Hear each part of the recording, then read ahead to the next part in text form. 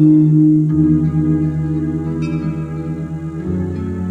ดูฝนเข้าพรรษาที่จะถึงนี้ขอเชิญสาธุชนทุกท่านร่วมทำบุญกระเบื้องดินเผามุงหลังคาศาลาบาทวัดห้วยโถงตำบลน้ำบ่อหลวงอำเภอสันปะตองจังหวัดเชียงใหม่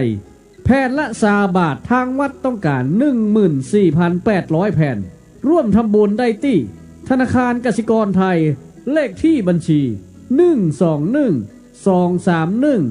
121-231-7906พระอาจารย์อุดรจันทธรรมโมเบอร์โทรศัพท์0959532495ตั้งแต่บัดนี้เป็นต้นไปจนถึงวันเสาร์ที่24 กรกฎาคม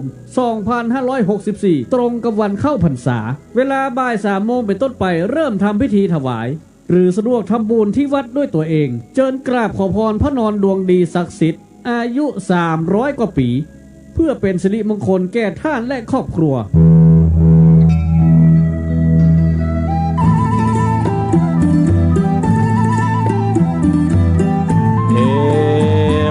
เมสุตังเอกังสมยังภคะวาปาราณสิยังวิหารติอิสิปตเนมิคทาเยตาตระโคภคะวาปัญจวัคคีเยภิกขุอามันเตสิทเวเมภิกขเวอันตาปาปชิเตนะนะเสวิตาภายโยจายังตาเมสุกามสุขันลิกานุโยโคหิโนคัมโมโปตุชนิโกอนาริโย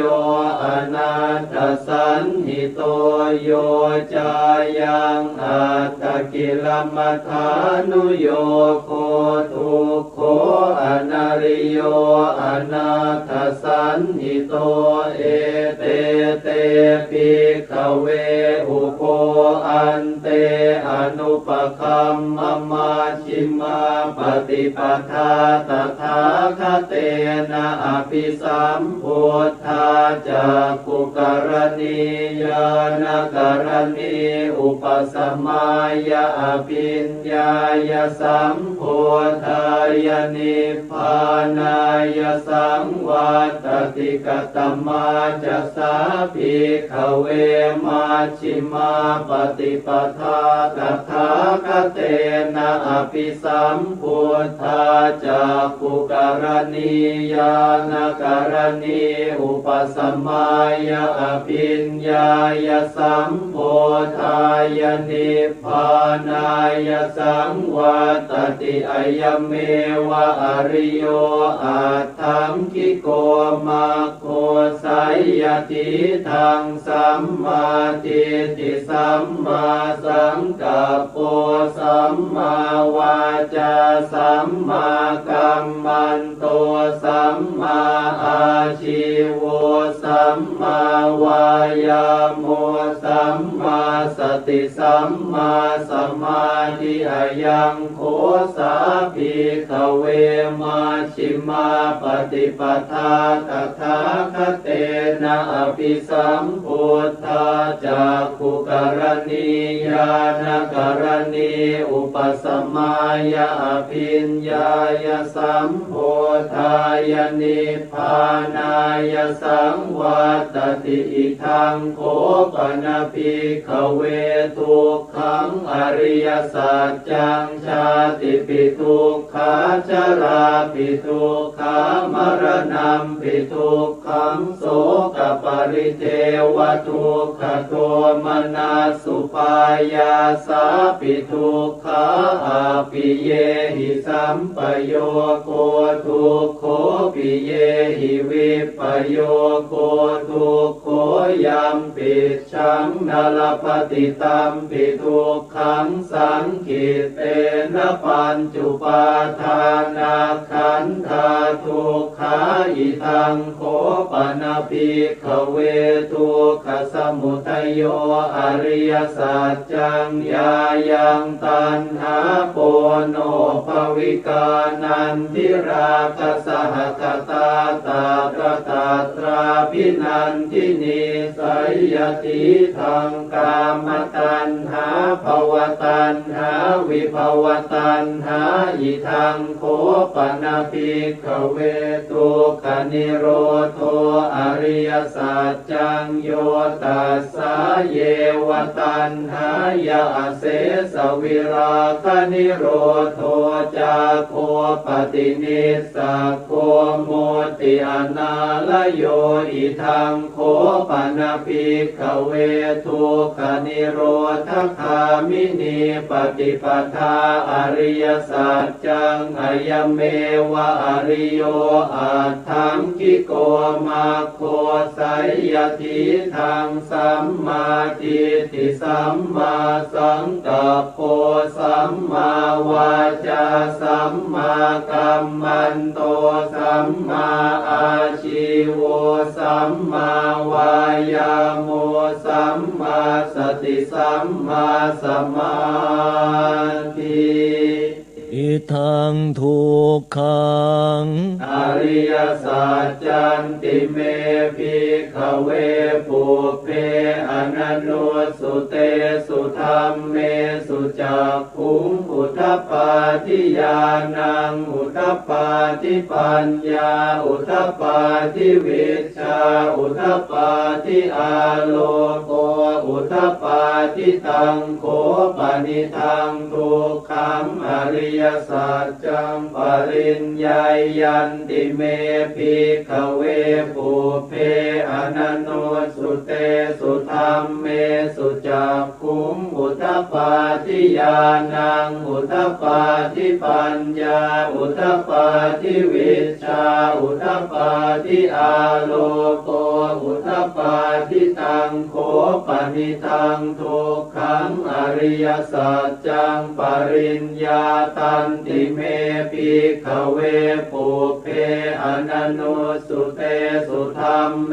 สุจักขุงอุทปปาทิญาณังอุทปปาทิปัญญาอุทปปาทิวิชชาอุทปปาทิอาโลโกอุทปปาทิอิทังทุกขสมุทัยโยอริยสัจจันติเมภิกขเวปุเพอนันโนสุเตสุธรรมเมสุจักขุงอุทปปาทิญาณังอุทปปาทิปัญญาอุทปปาทิวิชชาอุทปปาทิอาโลโกอุทปปาทิตังโคปนิทังทุกขสมุทัยโยอริยสัจจังปหาตัพพันติเมภิกขเวปุเพอนันโนสุเตสุธรรมเมสุจักขุงอุทปปาทิญาณังอุทปปาทิปัญญาอุทปปาทิวิชชาอุทปปาทิอาโลโกอุทปปาทิตังโคปนิทังทุกขสมุทัยโยอริยสัจจังปหินันติเมภิกขเวปุเพอนันโนสุเตสุธรรมเมสุจักขุงอุทปปาทิญาณังอุทปปาทิปัญญาอุทปปาทิวิชชาอุทปปาทิอาโลโกอุทปปาทิอิทังทุกขนิโรโธอริยสัจจันติเมภิกขเวปุเพอนันโนสุเตสุธรรมเมสุจักขุงอุทปปาทิญาณังอุทปปาทิปัญญาอุทปปาทิวิชชาอุทปปาทิอาโลโกอุทปปาทิตังโคปนิทังทุกขนิโรโธอริยสัจจังสัจฉิกาตัพพันติเมภิกขเวปุเพอนันโนสุเตสุธรรมเมสุจักขุงอุ อุทปปาทิญาณังอุทปปาทิปัญญาอุทปปาทิวิชชาอุทปปาทิอาโลโก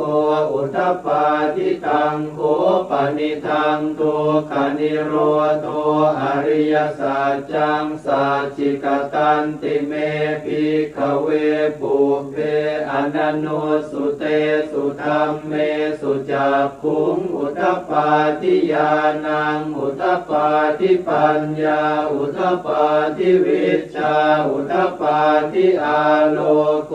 อุทธปาทิอิทังทุกขนิโรธคามินีปฏิปทาอริยสัจจันติเม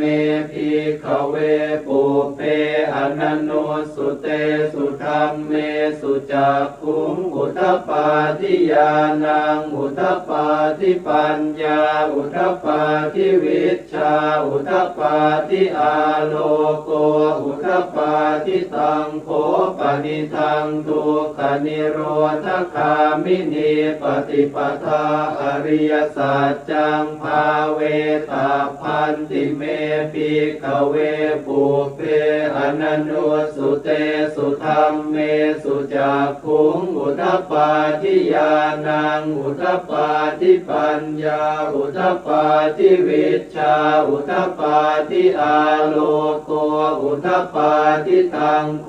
ปนิทังทุกขนิโรธคามินีปฏิปทาอริยสัจจังภาวิตันติเม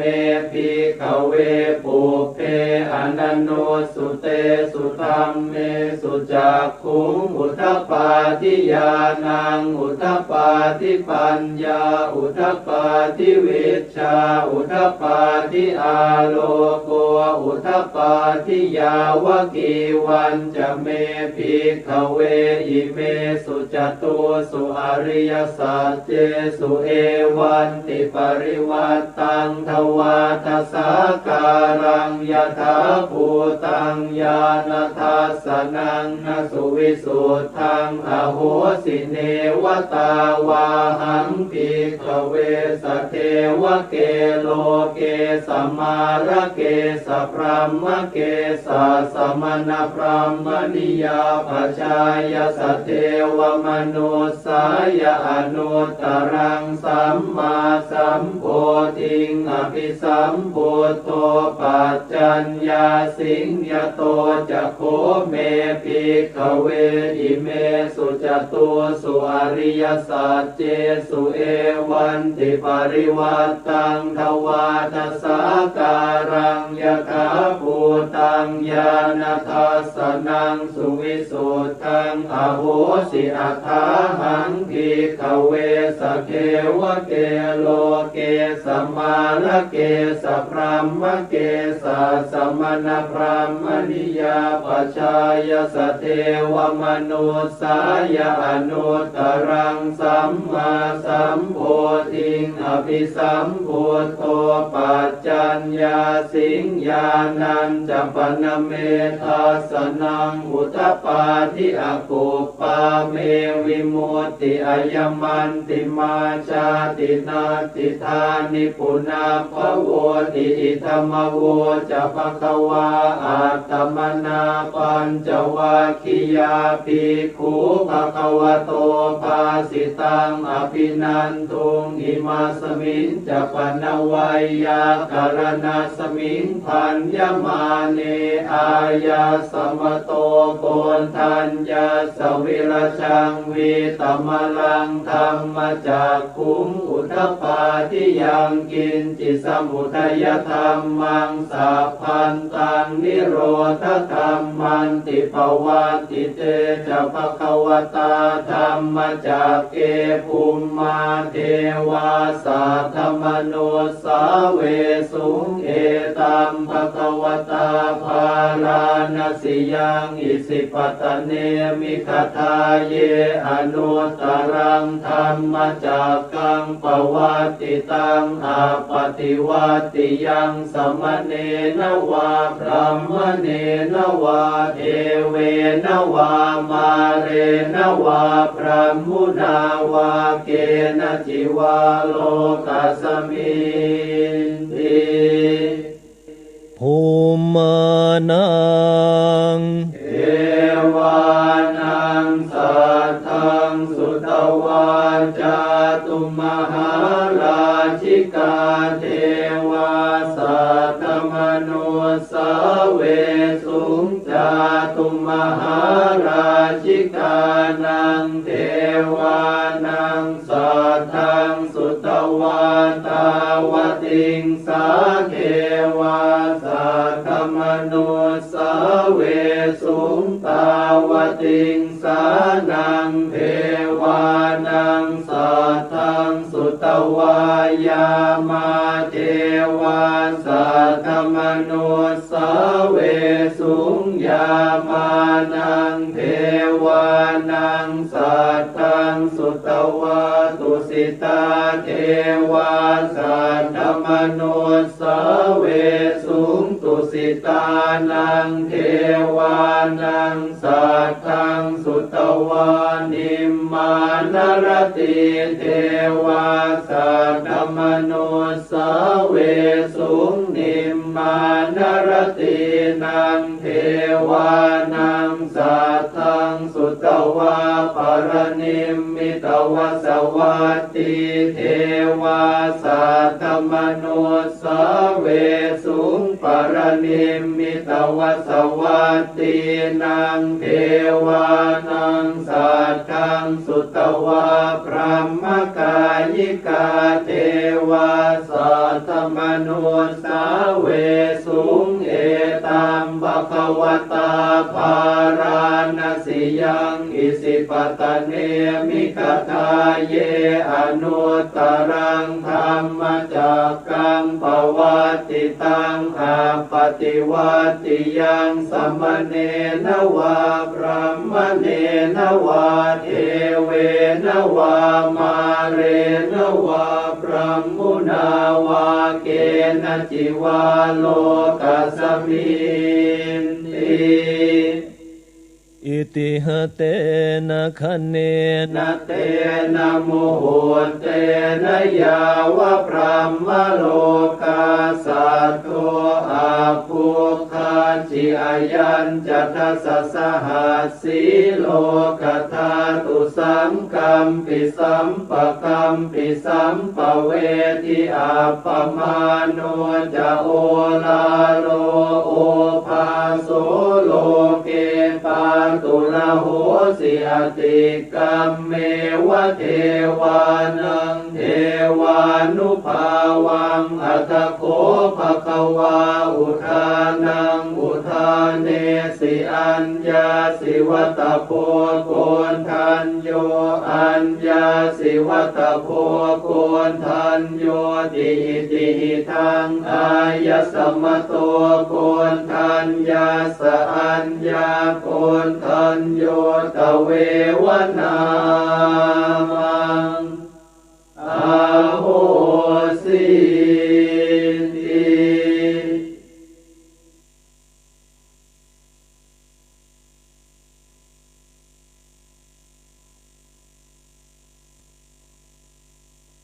บทสวดเมตตาพรหมวิหารภาวนาโดยย่อเอวัมเมสุตังเอกังสัมมายังภควาสาวัตติยังวิหารติเชตวเนอนาถปิณฑิกาสอาราเมตตระโคภควาภิกขุอามันเตสิภิกขโวติภทานเตติเตภิกขุภควโตปัจจัสโสสุงภควาเอตทะโวจาเมตตายาภิกขเวเจโตวิมุตติยาอาเสวิตายปาวิตายปะมุริกตายญาณิกตายวัตถุกตายอนุ ติตายะปริจิตายะสุสมาราตายะเอกตัสสานิสังสาปาติกังคากตเมเอกตัสสะสุขังสุปฏิสุขังปฏิพุชฌตินะปาปะกังสุปินังปัสสติมนุสสานังปิโยโหติละมนุสสานังปิโยโหติเทวตารักขันตินาสอาคิวาวิสังวาสัตตังวากรรมติตุวตังจิตตังสมาธิยติมุขวันโนวิปัสสิทติอาสัมโมละโหกังกโรติอุตตริงอาปฏิวิชันโตธรรมโลกุปโคโหติเมตตายาภิกขเวเจโตวิมุตติยาอาเสวิตายาภาวิตายาภหุริกตายายามิกตายาวาตุกตายาอนุทิตายาปริจิตายาสุสมาราตายาอิเมเอกตัสสานิสังสาปาติกังคาติอนุทิโสภรณาเมตตาเจโตวิมุตติอาติโอติโสภรณาเมตตาเจโตวิมุตติอาติทิสาภรณาเมตตาเจโตวิมุตติกติหากาเรหิอนุติโสภรณาเมตตาเจโตวิมุตติกติหากาเรหิโอติโสภรณาเมตตาเจโตวิมุตติกติหากาเรหิติสา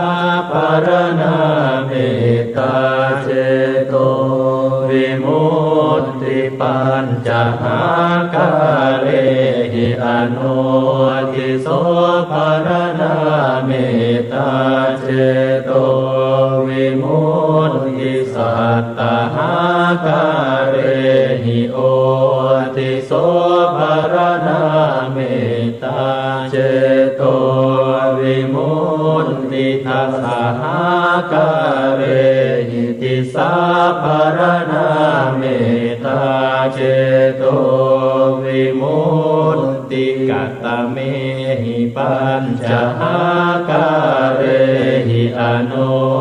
ทิโสภรณาเมตตาเจโตวิมุตติสัพเพสัตตาอเวราอภยาปัจจานิกา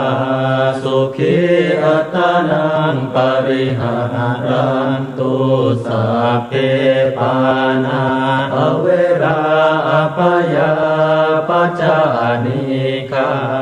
สุขีอัตตานังปริหารันตุสัพเพปุตตาอเวราอภยาปัจจานิกาสุขีอัตตานังปริหารันตุสัพเพปุคลาอเวราอภยาปัจจานิกา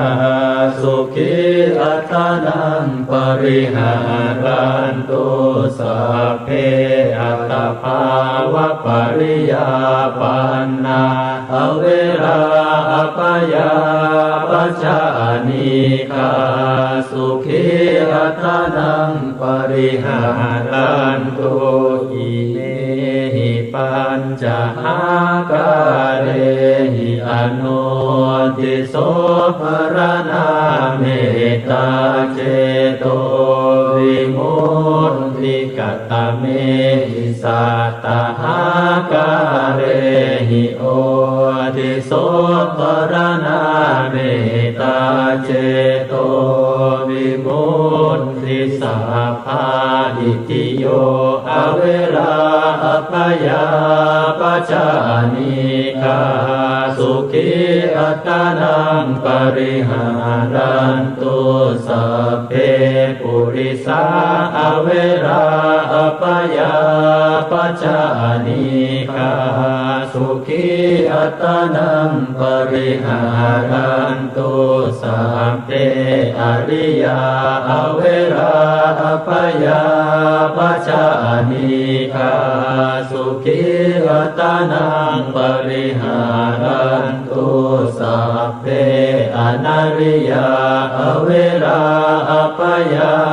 ปัจจานิกาสุขีอัตตานังปริหารันตุสัพเพเทวาอเวราอัปปยาปัจจานิกาสุขีอัตตานังปริหารันตุสัพเพมนุสาอเวราอัปปยาปัจจานิกาสุขีอัตตานังปริหารันตุสัพเพ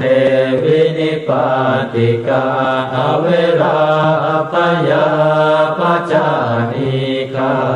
สุขีอัตตานังปริหารันตุอิเมหิสัตตหากาเรหิโอติโสปรณาเมตตาเจโตวิมุตติกัตตเมหิทาสหากาเรหิติสาปรณาเมตตาเจโตวิมุตติสัพเพปุราติมายติสายสัตตาอเวราอัปปยาปัจจานิกาสุขีอัตตานังปริหารันตุสัพเพปัจฉิมายติสายสัตตาอเวราอัปปยาปัจจานิกาสุขีอัตตานังปริหารันตุสัพเพอุตตรายติสายสัตตาอเวราอัปปยาปัจจานิกาสุขีอัตตานังปริหารันตุสัพเพทักขินายติสายสัตตาอเวราอัปปยาปัจจานิกา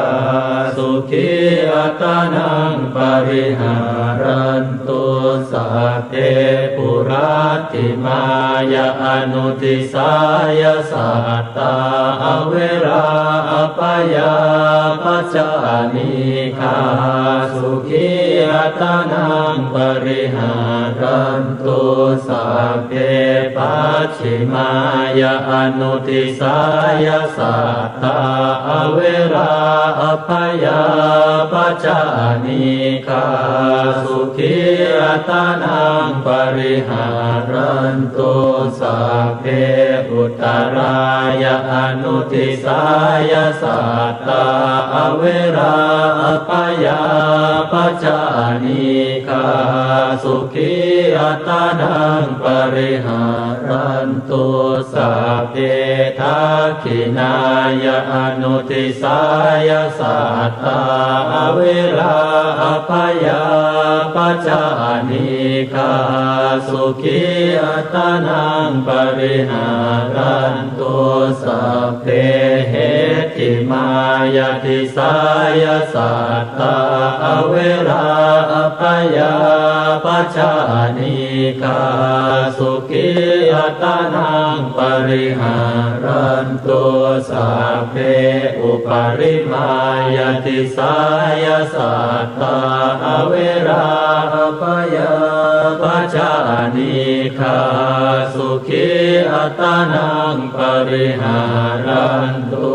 อิเมหิทัสสหกาเรหิติ สายปาลนาเมตตาเจโตวิมุตติ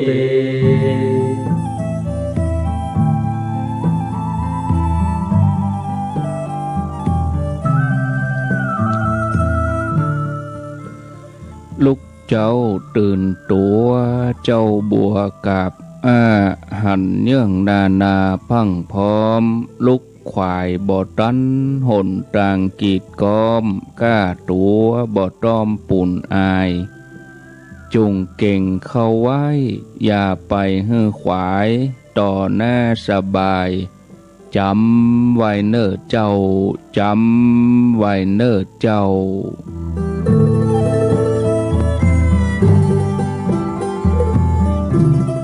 อรุณสวัสดิ์ธรรมะสวัสดีสวัสดียามเจ้าศรัทธาญาติโยมท่านผู้ฟังยินดีต้อนรับเข้าสู่รุ่งอรุณวันใหม่ปะกันเจ้านี้เป็นเจ้าของวันพุธ30 มิถุนายนพุทธศักราช2564วันนี้เป็นวันสิ้นเดือนพอดีเดือน10เหนือแฮม6ค่ำเดือน10เหนือแฮม6ค่ำพร่ำว่าเป็นวันพุธตี5:38 นาทีเจริญปอนต้อนรับทุกท่านทุกคลื่นทุกสถานีคนเฮาเกิดมาพบหนึ่งจัดหนึ่งได้มีโอกาสมาทำความดีสร้างความดีไว้ในโลกนี้แล้วก็ได้พบพระพุทธศาสนาตัวเฮาก็เป็นบุคคลที่มีสัมมาทิฏฐิน่าว่าเป็นสิ่งที่ได้มาโดยยากแสนยากเพราะว่าคุณสมบัติถึง3อย่างนี้เป็นคุณสมบัติของผู้มีบุญที่จะได้โอกาสดีอย่างนี้โดยเฉพาะบุญที่เกิดจากการปฏิบัติธรรมทำใจให้หยุดนิ่งเป็นสิ่งที่มีประโยชน์ต่อชีวิตของเฮาอย่างยิ่งเพราะจะทำให้เฮาได้บรรลุวัตถุประสงค์ของการเกิดมาเป็นมนุษย์ได้เข้าถึงพระรัตนตรัยซึ่งเป็นที่เปิ้งที่ระลึกที่แท้จริงฉะนั้นญาติโยมช่วงเวลาที่ดีที่สุดในชีวิตคือช่วงเวลาที่หัดฝึกใจให้เป็นสมาธิให้หยุดนิ่งมีความสะอาดบริสุทธิ์ผ่องใสสมบัติที่ติดตัวมนุษย์เฮาไปได้ทุกหนทุกแห่งโดยที่บ่ต้องลำบากในการเก็บในการรักษาแม้แต่ขโมยขโจรก็ลักเอาไปบ่ได้สมบัตินั้นคือปัญญาปัญญาจัดว่าเป็นทรัพย์อันประเสริฐที่กู้กับตัวเฮาอย่าให้เฮาเป็นผู้ที่มีความองอาจในทุกสถานที่นักปราชญ์บัณฑิตสรรเสริญว่าทรัพย์นั้นปัญญาประเสริฐผู้มีปัญญาก็ขวนขวายหาทรัพย์ได้หรือแม้แต่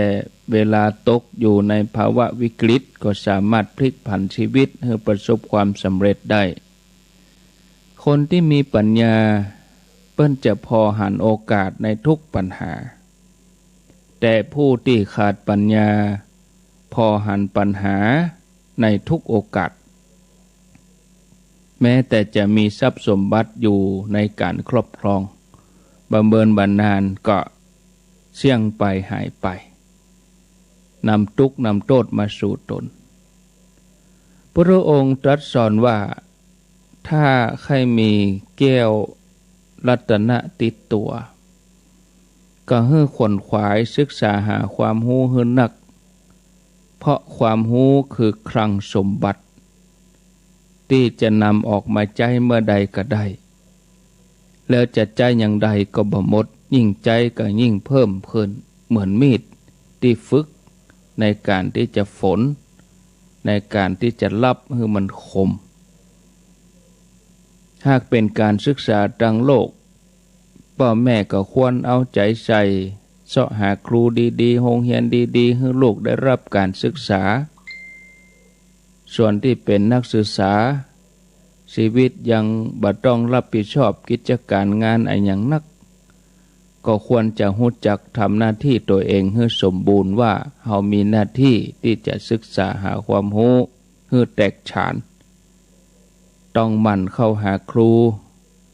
คบหาสมาคมกับเพื่อนที่ดี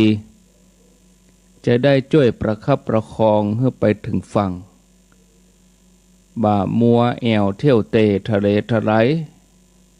ควรที่จะเร่งรีบในการที่จะแข่งขันกับเวลาเมื่อเฮาเติบใหญ่มาก็จะได้บ่ลำบากตัวปัญญานี้จะเป็นอุปกรณ์สำคัญในการแสวงหาทรัพย์ต่างโลกเพื่อจะเลี้ยงชีวิตตัวเองและครอบครัวให้อยู่สบายส่วนการแสวงหาความรู้ทางธรรม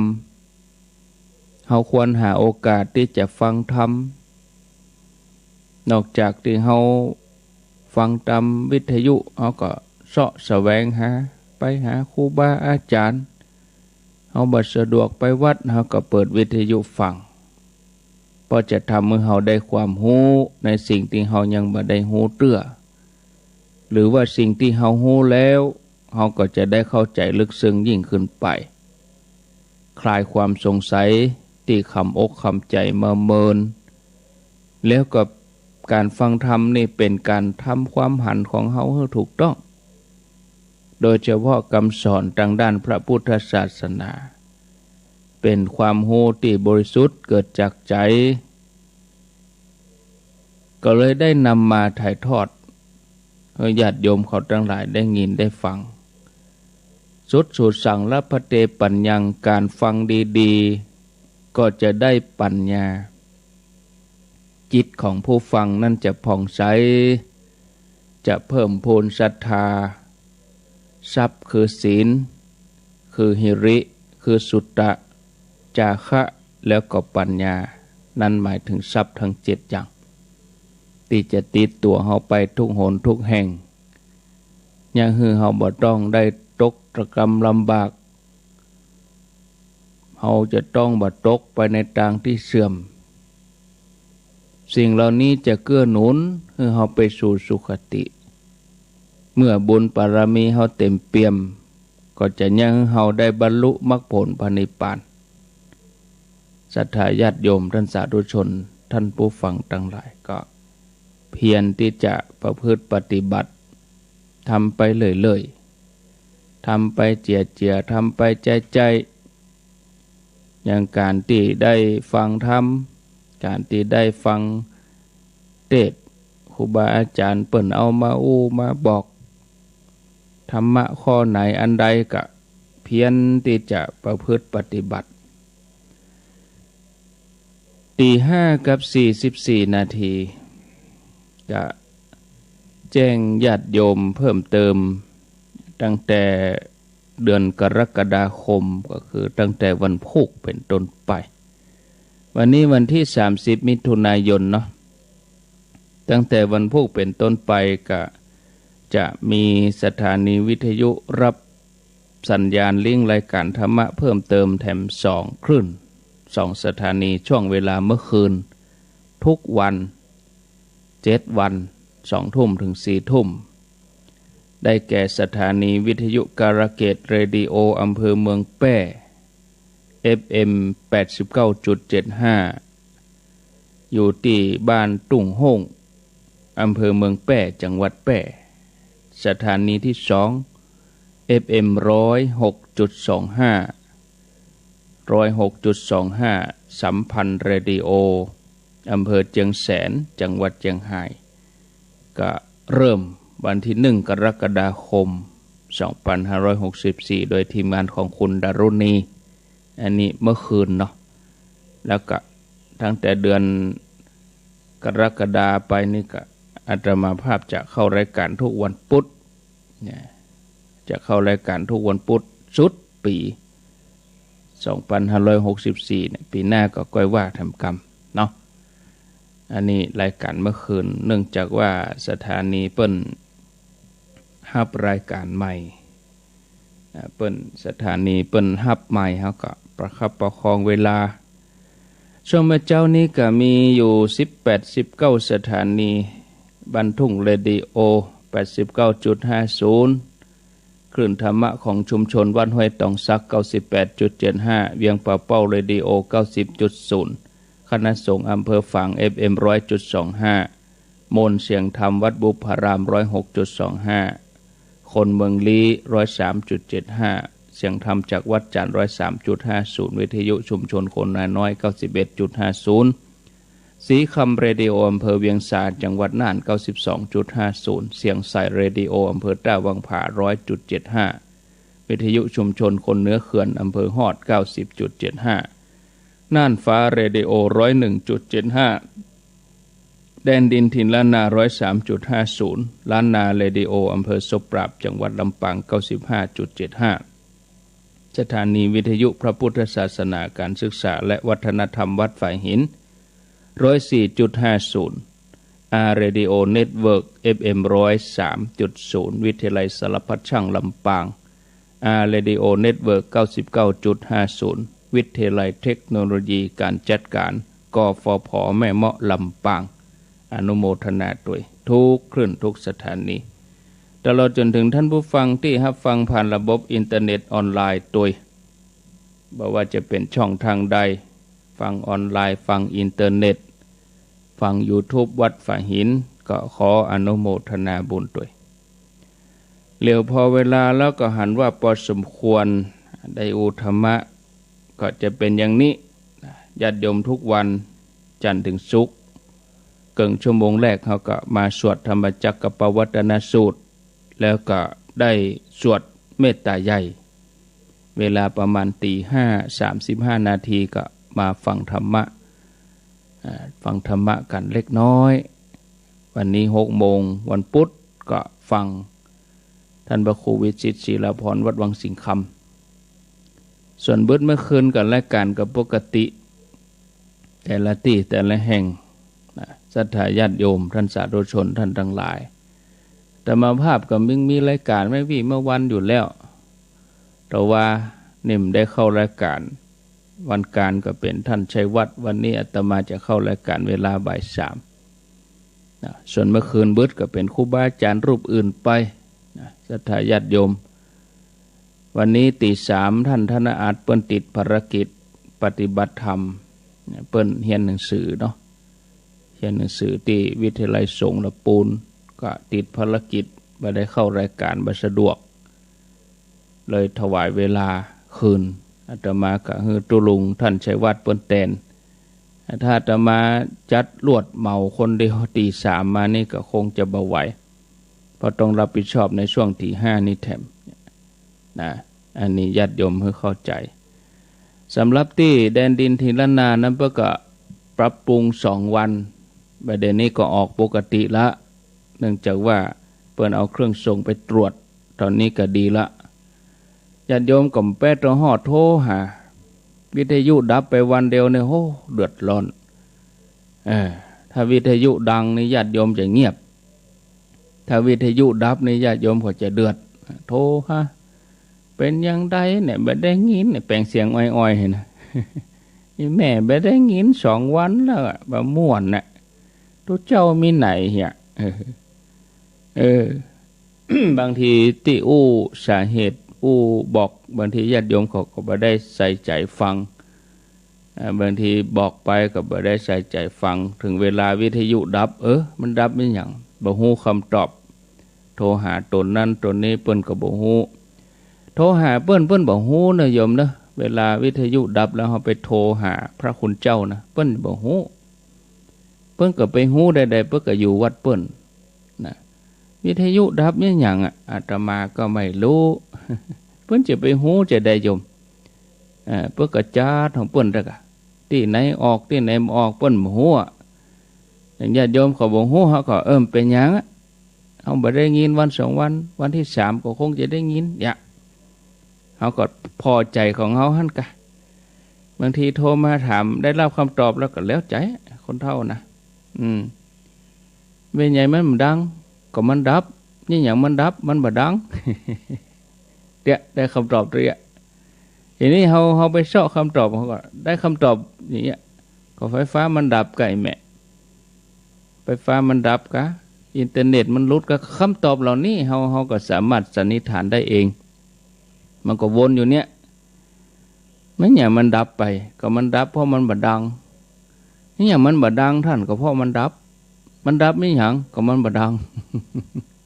เขาก็บ่ฮู้เนาะทันทีก็ไฟฟ้าดับพ้องฝนตกฟ้าห้องสายอินเทอร์เน็ตเพราะอย่างมันหลายสาเหตุนะ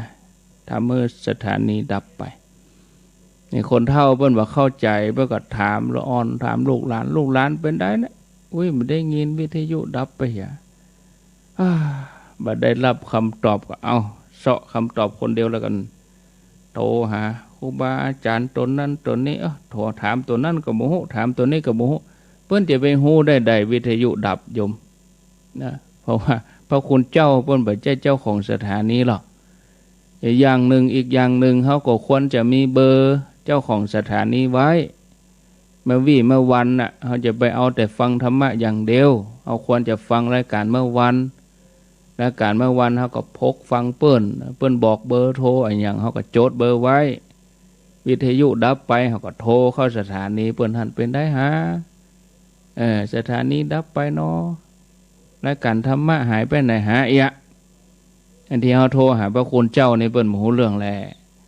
เราต้องฟังรายการเมื่อวันพ้องสถานีต่างๆเปิ้นถึงบอกหรอ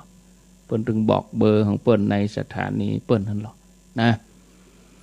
0998366322เหลือเวลาอีก 7-8 นาทีใครมีหยังจะอู้จะจ้าก็ขอเจริญปอนวันที่25นี้เปิ้นจัดตานศาลาพระศรีสองเมืองตานพระป่าส่งน้ำพระ25กรกฎาแต่ว่าวันซืนมีคนโทรหาแต่ว่านี่วันที่29เพิ่นจะตาน25เดือนหน้าพุ่นกะก็ตานเดือนนี้ก็ไปตันอย่างวันนี้วันที่29แล้วเนาะปกติเดือนหน้าพุ่นแหละ25พุ่นกะ25กรกฎาอู้กันมาเป็นเกิงเดือนน่ะนะก็รายละเอียดนะก็ค่อยไปฟังวันอื่นๆเนาะเจริญพรไว้สาเจ้าไม่สุกแก้ดงหางนาคเจ้าดงหัดนาคเจ้าเจ้าที่เจ้านั่น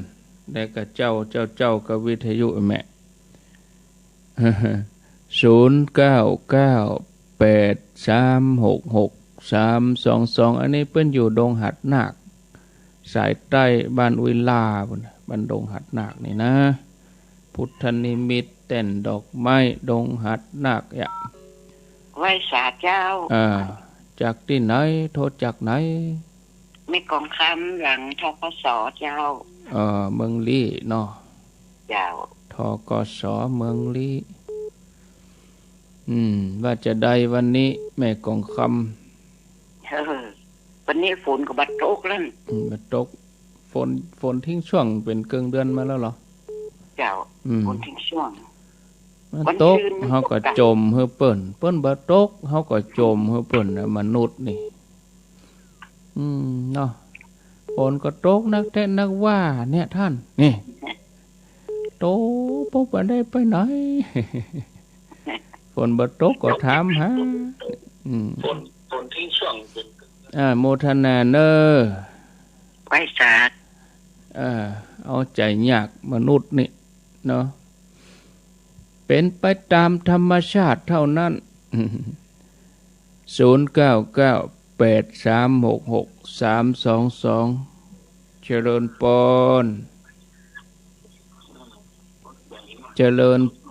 นติดแล้วปิดวิทยุเห็นไหมอู้กับโทรศัพท์นี่กะจ้ะแม่อยู่ลิมปิงนี่นะเจ้าหิมปิงที่อำเภอหยังเมืองจังหวัดลำพูนเนี่ยอำเภอเมืองลำพูนฟังชัดดีก่อ เนี่ยอยู่เมืองน่านแม่ก็ฟังมันครับวิดีโอแล้วก็บ้านอยู่เมืองน่านพุ่นกะเจ้าแล้วมาอยู่ในหลานลำพูนนี่เจ้าดูต่างแต่ไปไหนก็ได้ฟังที่เสียงฟังทั้งชาตินี้หรออยู่บ้านเนี่ยอย่างเมืองน่านปุ่นอำเภอบ้านน้ำกกใหม่เจ้าอำเภออย่างเมืองน่านอำเภอเลียงนั่นแหละแม่บ้านนาเหลียงนั่นแหละเจ้าอยู่ใกล้นาเหลืองมาละปูนก็ได้ฟังไปเมืองน่านก็ได้ฟังเนาะโอ้ทางจังหวัดละเนอดีละเนอจ้ะโมทนาบัดเดี๋ยวนี้เขาก็ฟังกันว่าเขาก็ได้ยินเสียงอีแม่นะกะจ้ะหมู่ที่อยู่เมืองน่านปุ่นนะเอิ้นหาเขาก็ได้เหรอตีเลยเนาะแต่อีเนาะจ้ะเอิ้นหาเขาก็ได้ใช้ชื่อนี่ก็เป็นตัวเชื่อมเจริญปอนอาจารย์เจ้าท่านพระครูบ้านบวกเมืองลี่บ้านบวกฟังจะยาวจะมีเสียทำจิตเป็นสมาธิตัวเนอเวลาเป็นสวดนะก็ไปฟังบ่ได้เขาก็ปฏิบัติไปโตยสวดบ่ได้เขาก็นั่งนิ่งก็เดี๋ยวถ้าเริ่มเดือนกรกฎาในภายมีโทรศัพท์จะให้ถ่ายรูปให้พอละเวลาสวดอย่างใดนั่งอย่างใดอีนะโมทนาเนอปลายปีพวกนี้จะสวดธรรมจักรเนาะเจริญปนกาพระสาเจ้าอยู่โดยสะเก็ดเด็ดสะกอยบ่อทองเจ้าห้วยบ่อทองเจ้าตำบลแม่ปงชัดเจนดีเจ้าตำบลแม่ปงเนาะเจ้าชัดเจนดีเจ้าตรวจมาดูทั้งวันนะเจ้าฟังตลอดขอบคุณเนอะเจ้าขอบคุณแม่ปงเบอร์สะเก็ดเจริญปนว่าสาเจ้าโบโดยแม่บกเขียวปาตาล้อบ่ได้แม่บกเขียวห้วยชมปอยเจ้าฟังชัดดีกะแม่บกเขียวชาดีเจ้าชาดีนี่ว่าแต่เจ้าเนี่ยขอสวโมบ่ใจพระครูท้าพระครูอู้เลยเจ้าวันนี้เป็นตุลุงย้องกะเจ้าห้อมออกวันนี้เขามาออกฝ่ายพี่โจกดีเนอะแม่บัวเขียวเจ้าว่าเจ้าสวัสดีตึกแม่บัวเขียวเนี่ยเนาะแม่บัวเขียวเปิ้นอยู่อันห้วยชมปอยจอมตองพี่น้องศรัทธาเปิ้นฟังหลายลาไปก่อนเนอะญาติโยมรายการต่อไปที่104ก็จะลิงสัญญาณเชื่อมหากันฟังท่านพระครูวิจิตรจิรพรวัดบางสิงคำส่วนเมืองฝางก็จะเป็นสวดมนต์เนาะทำวัดเจ้าแต่ละตีแต่ละแห่งป้ากันแถมกรรมบึดเมื่อแรงบ่าย3โชคดีมีใจอายุวันโนสุขังปะลัง